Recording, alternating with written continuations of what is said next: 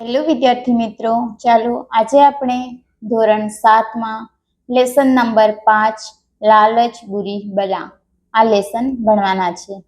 અહીં આપણને દેખાઈ રહ્યું છે સર અને દેયાન જે છે એ વાતો કરી રહ્યા છે. આજે વર્ગમાં દિવિજાનો જન્મદિવસ છે, એટલે કે બર્થડે છે. બધા બાળકો મજા કરી રહ્યા છે.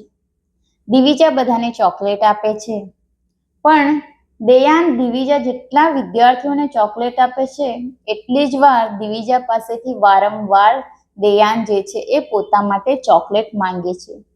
આ દ્રશ્ય શિક્ષક જે છે એ જોઈ રહ્યા હતા અને તેમણે દેયાનને બોલાવીને કહ્યું, બેટા, શા માટે દિવિજા પાસેથી વારંવાર ચોકલેટ લે છે? ત્યારે દેયાન કહે છે, મને ચોકલેટ ખૂબ ભાવે છે. હું ચોકલેટ માટે ખૂબ લાલચી છું. આમ દેયાન કહે છે. ત્યારે શિક્ષક કહે, ચાલો આજે હું તમને એક કઠિયારાની વાર્તા સંભળાવું. તો લેસનની શરૂઆત કરીએ. એક કઠિયારો હતો. એક ખૂબ દયાળુ હતો. જે મળે એમાં જ આનંદ માણતો હતો અને એ ખૂબ મહેનત કરતો હતો. એને ખબર હતું કે મહેનત વગર કશું મળતું નથી, એવી એને સમજ હતી. એટલા માટે એ ખૂબ જ મહેનત કરીને એનું પરિવારનું ગુજરાન ચલાવતો હતો. એ જંગલમાં દરરોજ લાકડા કાપવા જતો. કુહાડી જ એની જીવન સંગીની હતી, એટલે કે સાથીદાર હતી. કુહાડી જ એને રોજી મળી રહેતી હતી. કુહાડીના કારણે એને રોજી મળી આવતી, કારણ કે એ કુહાડીથી એ લાકડા કાપતો અને એ જ લાકડા વેચીને એ પોતાનું ગુજરાન જે છે એ ચલાવતો હતો. એક દિવસની વાત છે. કઠિયારો જંગલમાં ગયો. ત્યાં એક સરસ મજાનું વૃક્ષ જોયું. વૃક્ષના પાસે એક તળાવડી હતી. નાનું સરખું તળાવ હતું અને એ તળાવમાં ચોખ્ખું કાચ જેવું પાણી હતું. તળાવના કિનારે જે વૃક્ષ હતું એ વૃક્ષ કાપવાનો જીવ પણ કઠિયારોનો ચાલતો ન હતો, કારણ કે તળાવના બાજુમાં ખૂબ જ સુંદર એવું ઝાડ હતું. એટલા માટે એને એ કાપવાનું મન થતું ન હતું. પરંતુ શું કરે, લાકડા ન કાપે તો રોજી ન મળે. લાકડા વેચ્યા વિના કાંઈ પેટ ભરાય નહીં, એટલા માટે એને કાપવું જ પડે. એને મન કાઠું કરી કુહાડી ઉપાડી ઝાડ પર ઘા મારવા ગયો. એને મનમાં થોડું ખોટું લાગ્યું, પરંતુ એનું જે ઉદર નિર્વાહ જે છે એ લાકડા કાપવા વગર લાકડા વેચીને જ એનું પેટ ભરતો હતો. એટલા માટે એને કુહાડી ઉપાડી અને ઝાડ પર એ જ્યારે ઘા મારવા જાય છે ત્યારે એના હાથમાંથી કુહાડી જે છે એ છટકી જાય છે અને તળાવના ઊંડા પાણીમાં જઈને પડી જાય છે. બિચારો કઠિયારો તો વિસામણમાં પડ્યો. હવે શું કરવું? એ કઠિયારો જે છે એ વિમાસણમાં પડી જાય છે, વિચારમાં પડી જાય છે કે હવે શું કરવું. તળાવડીમાંથી કુહાડી તો શોધી કાઢવી જ પડે. ન કાઢે તો લાકડા ક્યાંથી કપાય? એને વિચાર આવવા લાગ્યા કે ગમે તેમ કરીને પણ આ તળાવમાંથી મારે કુહાડી જે છે એ કાઢવી જ પડશે. ન કાઢીશ તો લાકડા કેવી રીતના કાપીશ? એને વિચાર આવે છે. કઠિયારો આમ વિચાર કરે છે ત્યારે ત્યાં અચાનક ચમત્કાર થાય છે. તળાવડીમાંથી એક દિવ્ય પુરુષ નીકળતો જણાયો. એને મુકટ તેજસ્વી હતો. એક તળાવમાંથી એક પુરુષ નીકળે છે અને એના માથા ઉપર એક મુકટ હોય છે. મોઢા ઉપર અનેરું તેજ હતું. એ હતા જલ દેવતા. એમના હાથમાં એક કુહાડી હતી. હવે તળાવમાંથી એક દિવ્ય પુરુષ નીકળે છે. એના ચહેરા પર ખૂબ તેજ છે અને એ હતા જલ દેવતા અને એ હાથમાં કુહાડી લઈને પાણીમાંથી બહાર આવે છે. ત્યારે એ બોલ્યા, અરે ભાઈ, આ જો, આ કુહાડી તારી છે? એ જલ દેવતા કહે છે કે ભાઈ કઠિયારા, આ જો, આ કુહાડી તારી છે? આવું કઠિયારાને પૂછે છે. કુહાડીનું નામ સાંભળીને કઠિયારો ચમક્યો. બોલનાર સામે એને આંખ કરીને જોયું. એમના હાથમાં કુહાડી હતી. પણ કુહાડી તો ચમકતી સાવ સોનાની, તે જોઈ જ રહ્યો. કઠિયારાએ કોણ બોલ્યું એમ કરીને પાછળ ફરીને જોઈ છે. ત્યાં તો જલ દેવતા હતા અને એમના હાથમાં એક સોનાની કુહાડી લઈને એ ઊભા હતા.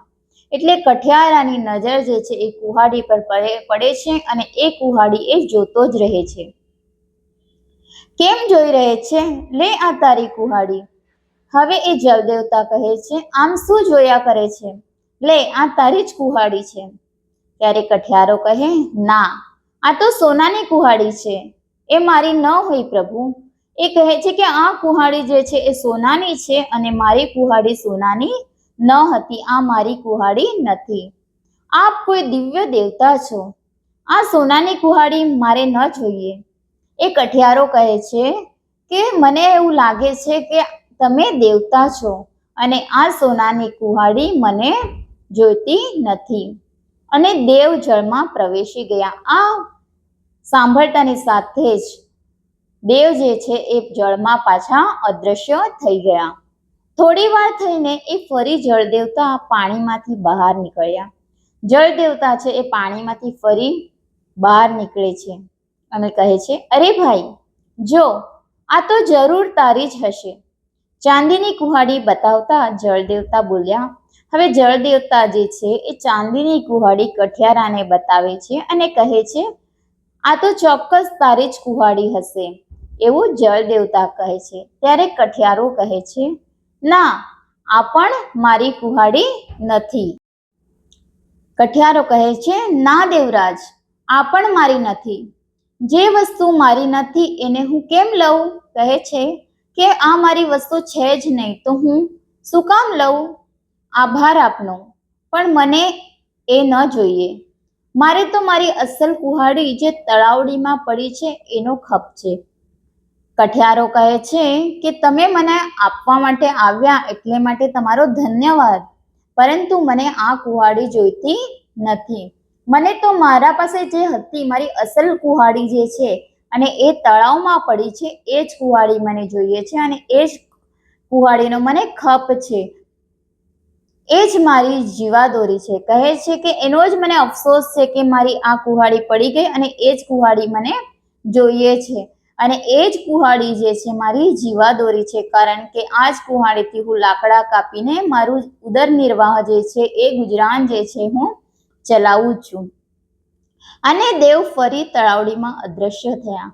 દેવ જે છે આ કઠિયારાની વાત સાંભળીને ફરી તળાવડીમાં અદ્રશ્ય થાય છે. ફરી અવાજ આવ્યો, આ તો તારી જ હશે. એમણે લોઢાની કુહાડી બતાવતા કહ્યું. લોઢું એટલે લોખંડ. જળદેવતા પાછા પાણીમાં જાય છે અને પાણીમાંથી ડૂબકી લગાવીને પાછા બહાર આવે છે અને કહે છે કે આ જો, હવે ચોક્કસ આ તો તારી જ હશે. અને આ લોખંડની કુહાડી બતાવીને કહ્યું, હા, આ છે મારી સાચી કુહાડી. હવે કઠિયારો આ જોઈને ખુશ થઈ ગયો અને કહે છે કે હા, આ જ મારી સાચી કુહાડી છે. મને મારી સાચી કુહાડી શોધી આપવા માટે જળદેવતા આપનો ખૂબ ખૂબ આભાર. કહે છે કે જળદેવતા, મારી સાચી કુહાડી આપવા માટે તમારો આભાર. કઠિયારો જે છે એ પોતાની અસલ કુહાડી લઈને ખુશ થતો થતો ઘર તરફ જાય છે. એટલામાં જળદેવતા પ્રસન્ન થઈને એને બોલાવ્યા. જળદેવતા એના ઉપર ખુશ થાય છે અને એને પાછો બોલાવે છે અને કહે છે, ભાઈ કઠિયારા, તું બહુ પ્રામાણિક છે. તારી ઉપર હું ખૂબ ખુશ છું. લે આ સોનાની અને ચાંદીની કુહાડી પણ લઈ જા અને થોડું ઝવેરાત પણ તને આપું છું. એની પ્રામાણિકપણા જોઈને, કઠિયારાની પ્રામાણિકપણા જોઈને ખૂબ ખુશ થઈ છે જળદેવતા અને એને ચાંદીની અને સોનાની કુહાડી પણ ભેટમાં આપી દે છે અને થોડું ઝવેરાત પણ આપે છે.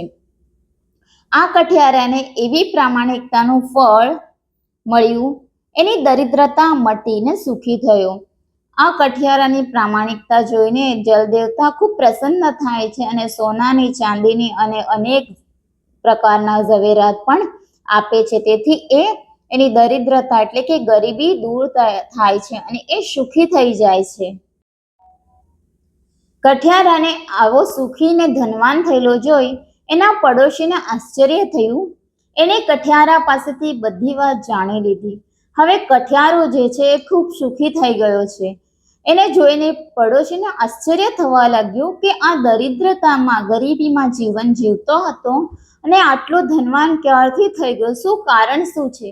એને એ કારણ પૂછે છે અને કઠિયારો જે છે બધી જ વાત એને કહે છે. પડોશી તો લોભી ને લાલચુ હતો. પડોશી જે છે કઠિયારાનો ખૂબ લોભી અને લાલચુ હતું.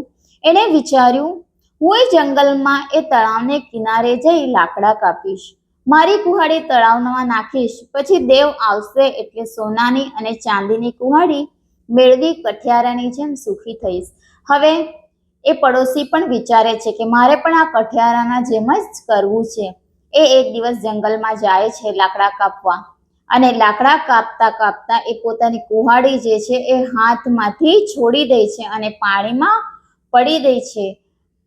અને એ વિચારે છે કે હવે જલ દેવતા બહાર આવશે અને મારા માટે સોનાની અને ચાંદીની કુહાડી લઈ આવશે અને હું પણ ધનવાન થઈ જઈશ, એવું એ લાલચ મનમાં આવી જાય છે એના.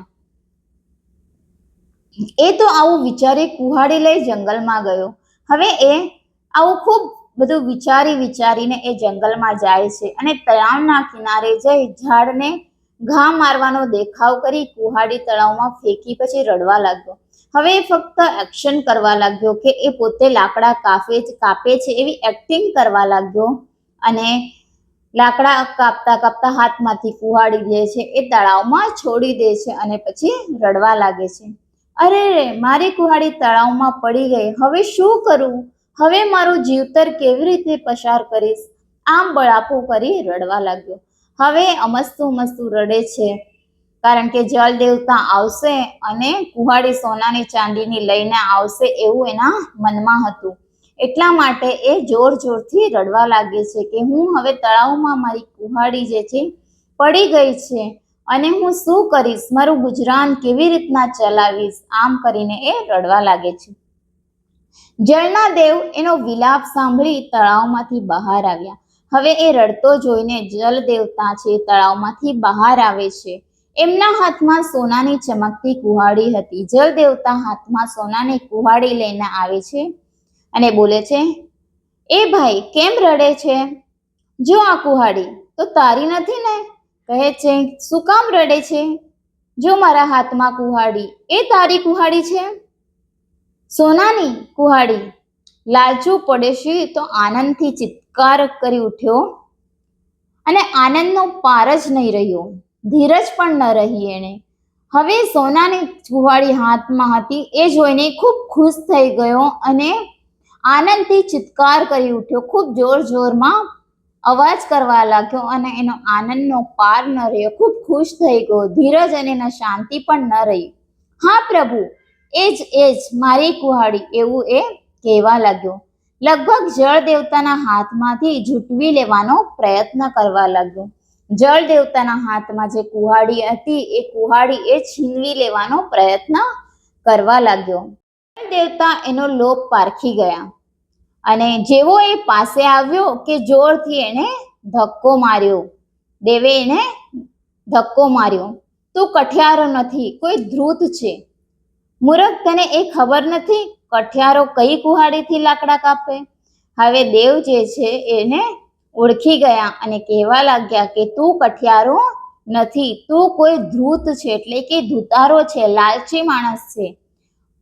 પછી કહે છે, મૂર્ખ, તને ખબર નથી કે લાકડા કાપવા માટે શેની કુહાડી જોઈએ? સોનાની કુહાડીથી કોઈ કઠિયારો આજ લગી ક્યારેય લાકડા કાપ્યા નથી. કહે છે કે સોનાની કુહાડીથી આજ સુધી કોઈ પણ લાકડા કાપ્યા નથી.